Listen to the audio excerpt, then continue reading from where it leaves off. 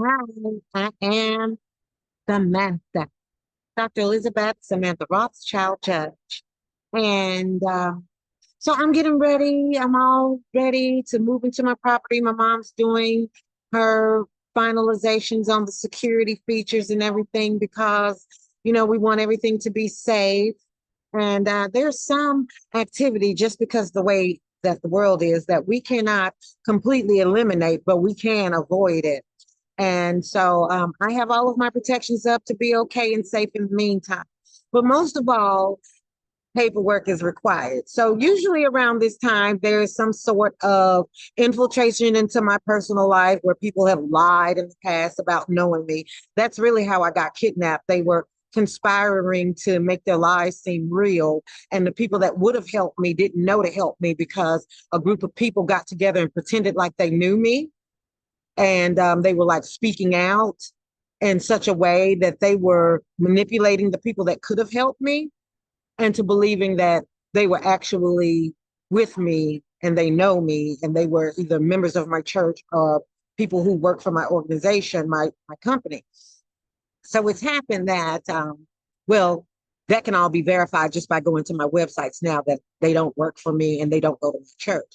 So since that happened, the paperwork was required in. Only one dummy was dumb enough to try the government with that. So they're incarcerated for the death penalty or whatever. So here we have it. I'm like, oh, happy to be moving. And I'm noticing some people are kind of disgruntled, like they hate. You hating? I lived on the streets for 3 years and stayed in the shelters, and I didn't panhandle. I don't do drugs. I'm still healthy. I handled my business with myself, and somebody hating because I got me somewhere and I went homeless for 10 years in order to prove my integrity for my accountabilities to the Internal Revenue Service. I said, that's a hater. Please get away.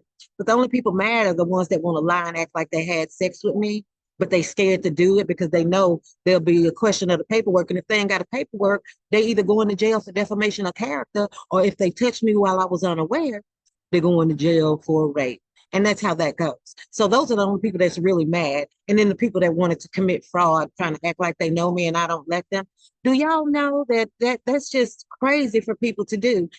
Do what you might to get away with it you want. So I'm just like, but I'm ready to move on. I can hardly wait. I can hardly wait. And like I said, the only people mad are the ones that can't get away with committing fraud or get away with raping me or at least blemishing my reputation, because I'm abstinent. I don't really care for nobody going around saying they had some sort of intimacy with me. And I'm like, well, where was I? Because I've been looking for intimacy. I've been looking for love. And I hadn't found anyone worthy enough. So why leave me out of it if there was some intimacy? So paperwork is required. So the people that can't lie and try to blemish my reputation because they hate know me, they're the only ones mad about that. So like I said, paperwork is required.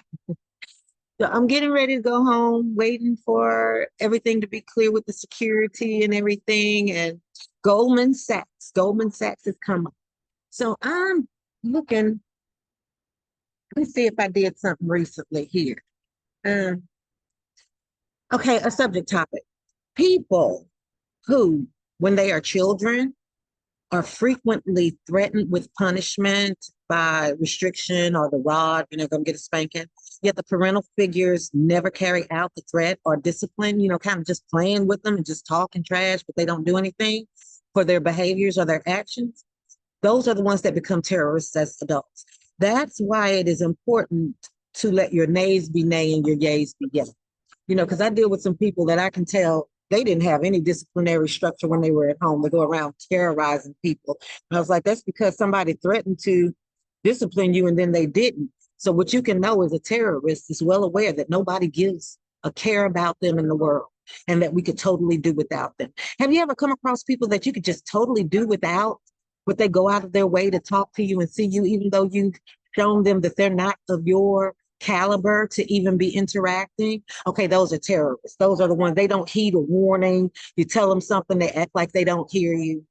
But anyway, that's all that was about. I'm just excited about it. And I've been doing some work. I work every day. And that's all there is to that. Then some investigations and You know, it's a constant thing, 24/7. So I'm still staying over at the Patricia Handy Place shelter and doing whatever I can do. And I'm taking it one day at a time. And whatever happens, it's going to be in best interest for me in my life because that's what I predicate. I don't let anybody run my life. You know, oftentimes people call themselves saying something to me like they have some kind of final say, a final word over me. And I'm like, that means nothing. You just sat here and wasted your breath in somebody's face that can bless you, bless your game and benefit you. Instead, you're going to trash yourself by even saying something to me. You know, I'm like, I don't respect that. So for everybody that wants to be a copycat, did you copycat graduating from college? Because there's a lot of people say, I went to college. Okay, but did you graduate? I graduated several times over and I proved myself in America and I have files. People, I'm in business for myself too, true, but do you have business tax reports with the IRS? Do you file your taxes? Are you benefiting from it? It's easy to say yes when you're lying and you think somebody's going to believe you, but I know it better than to believe the lies because I'm straight up professional analyst, okay? So just to say, none of that ever really bothers me, you know, because like I said, at the end of the day, it ain't like nobody's gonna kick my behind. Because trust me, many have tried and all have lost. That's what I'm talking about.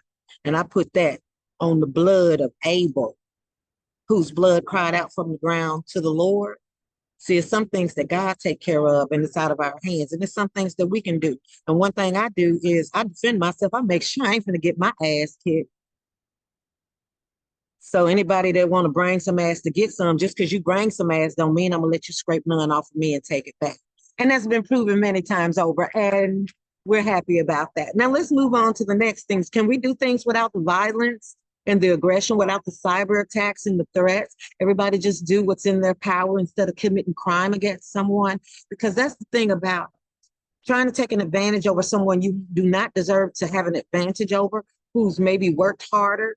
There's nothing you can do to achieve them, period. And anything you do to affect them is criminal activity. So the sooner people realize that their integrity is more important than busting chops by criminal activity or calling themselves trashing somebody, the better everybody's workplace will be, and our workforce will be stronger, and we will be representing a better America before NATO and the United Nations.